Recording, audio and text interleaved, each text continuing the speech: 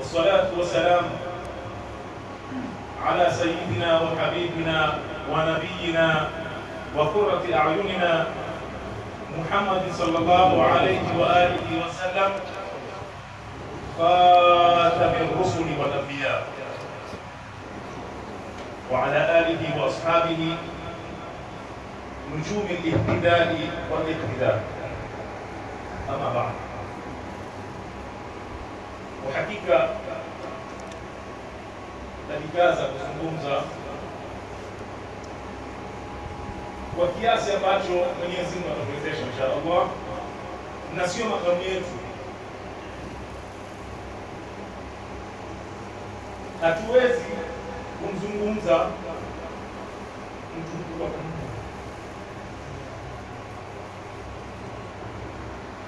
makamu yangu yaniruhusu kumzungumza mzee kama huyu, mwanachuoni kama huyu, alimu wetu, nuru yetu, kuanzia kwetu Ismail, haswa kama watu wa Ismail, haswa alhamdulillah al-Baqawi.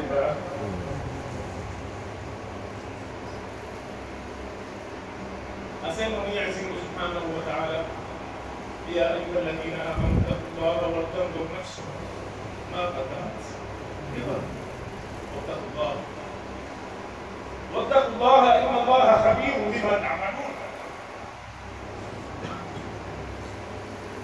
Katika aya nyingine Mwenyezi Mungu atuambia, وَلَنَبْلُوَنَّكُمْ بِشَيْءٍ مِنَ الْخَوْفِ وَالْجُوعِ وَنَقْصٍ مِنَ الْأَمْوَالِ وَالْأَنفُسِ وَالثَّمَرَاتِ وَبَشِّرِ الصَّابِرِينَ الَّذِينَ إِذَا أَصَابَتْهُمْ مُصِيبَةٌ قَالُوا إِنَّا لِلَّهِ وَإِنَّا إِلَيْهِ رَاجِعُونَ.